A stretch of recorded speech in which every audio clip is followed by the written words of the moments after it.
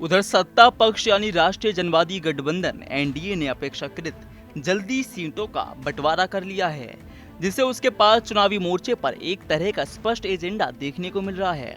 NDA ने यह संकेत भी दे दिया है कि इस बार वह पूरी तैयारियों के साथ मैदान में उतरने का मूड रखती है। ऐसे में नामांकन पूरे होने के बाद यह देखना संभव हो गया है कि राजनीतिक समीकरण अब सिर्फ प्रत्याशी उतारने तक सीमित नहीं रह गए हैं।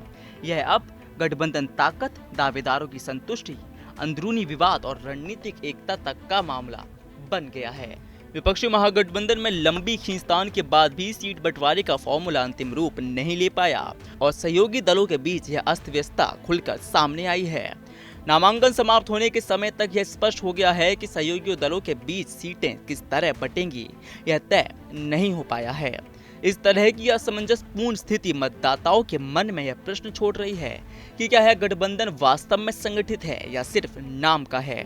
जब गठबंधन के अंदर ही कौन कितनी सीट लड़ रहा है पर सहमति नहीं बन पाती, तब चुनावी माहौल में भ्रम और अस्थिरता बढ़ जाती है।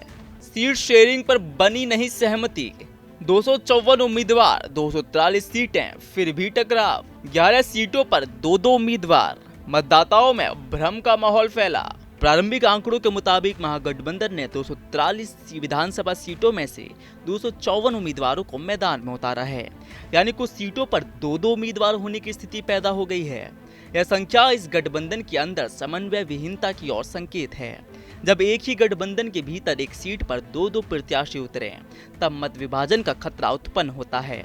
इस तरह जब दोनों सदस्य दल अपने आप ही प्रतिस्पर्धा में हों, तो विपक्ष की हिस्सेदारी उलझन की ओर बढ़ जाती है और इस अवसर का लाभ सीधे सत्ता पक्ष को मिल सकता है। इस बीच एनडीए ने सीट शेयरिंग को लेकर अपनी स्थिति को और जल्दी स्पष्ट कर लिया है। उदाहरण के लिए भाजपा और जेडीयू को प्रत्येक 101 सीटें प्राप्त हुईं, जबकि अन्य छोटे दलों को अपने हिस्से मिले हैं। इससे स्पष्ट संदेश गया है कि एनडीए इस बार मुकाबले के लिए तैयार है और उसने अंदरूनी विवाद को कम करने की कोशिश की है। इस बात का भी संकेत है कि उन्होंने शीर्ष नेतृत्व ने जल्दी समझौता कर लिया और समय सीमा के अंदर काम पूरा किया। हालांकि ये भी ध्यान देने योग्य है कि एनडीए के अंदर भी छोटे सहयोगी दलों में नाराजगी देखने को मिली है। उदाहरण के लिए हिंदुस्तानी अवाम मोर्चा और राष्ट्रीय लोक मोर्चा ने सीटों के बंटवारे पर आपत्ति जताई, ये कहते हुए कि उन्हें अपेक्षा से कम सीटें मिली हैं। ये संकेत है कि गठबंधन में ही संतुष्ट नहीं होने वाले घटक दल समन्वय की गति को प्रभावित कर सकते हैं। इस तरह सिर्फ शीर्ष 2 दलों की समझौता नहीं, बल्कि समस्त घटक दलों की संतुष्टि भी महत्वपूर्ण है। विपक्षी गठबंधन में अंदरूनी टकराव और सीट बंटवारे पर असमंजस उसकी छवि को पहले से कमजोर कर रहा है। कुछ दलों ने नामांकन के बाद अपने अपने उम्मीदवार वापस लेना शुरू कर दिए हैं, लेकिन फिर भी लगभग दर्जनों सीटों पर गठबंधन के भीतर ही लड़ाई कायम है। ऐसा होने से मतदाताओं में भ्रम की स्थिति बन रही है।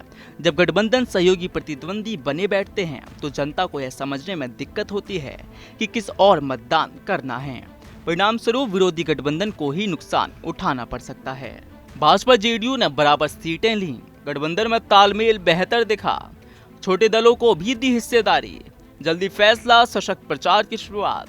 विशेष रूप से महागठबंधन में 6 से 7 सीटों पर कांग्रेस और राजद की प्रतिद्वंदिता दिख रही है। इसके अलावा वाम दलों और अन्य सहयोगियों के बीच भी दोस्त ही दुश्मन बनकर सामने आ रहे हैं।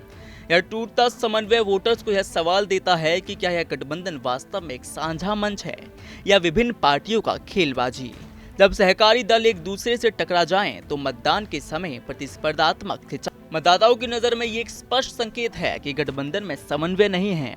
जब सहयोगी खुद ही एक दूसरे से टकरा रहे हों, तो जनता का विश्वास उठना स्वाभाविक है। ऐसे में एनडीए को यह अवसर मिल सकता है कि वह विकास, निरंतरता और संघर्ष में विरुद्ध का संदेश खड़ा करें और लाभ उठाएं। विपक्ष के अंदरूनी विवाद उस समय ही कमजोर हो जाता है जब मतदान के समय इसे मतदाताओं तक सुस्पष्ट नहीं दिखता, और यही बात इस बार महागठबंधन के पक्ष में नहीं दिखी। हालांकि ध्यान देने वाली बात यह है कि सिर्फ सीट शेयरिंग ही निर्णायक नहीं होगी। उम्मीदवारों की लोकप्रियता, स्थानीय समीकरण, जात प्रभाव और अभियान रणनीति भी तय करेगी कि कौन किस सीट पर सफल होगा। राजनीतिक विशेषज्ञ कहते हैं कि गठबंधन के अंदर से निकल रही असमंजस ही एक बड़ा जोखिम है।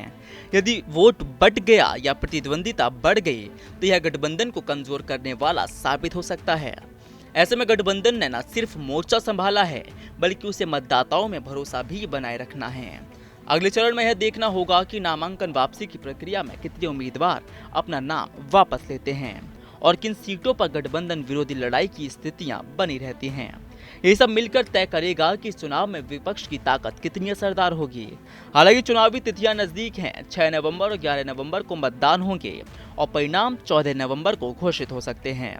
लेकिन इस घेरे में सीट शेयरिंग की जटिलता और गठबंधन के दिशा निर्देश की कमी विपक्षी ब्लॉक के लिए समस्या बन सकती है। कांग्रेस राजद आमने सामने 6 सीटों पर, वाम दलों से भी टकराव गहरा, दोस्ताना लड़ाई ने कमजोर किया मोर्चा, वोट कटने से एनडीए को लाभ। इस प्रकार बिहार में इस विधानसभा चुनाव के नामांकन खत्म होने के बाद सामने आई तस्वीर स्पष्ट करती है कि राजनीतिक समीकरण अब सिर्फ किसकी संख्या ज्यादा है उससे कहीं बढ़कर है कि गठबंधन कितने संगठित हैं और कितनी रणनीतिक एकता के साथ आगे बढ़ रहे हैं।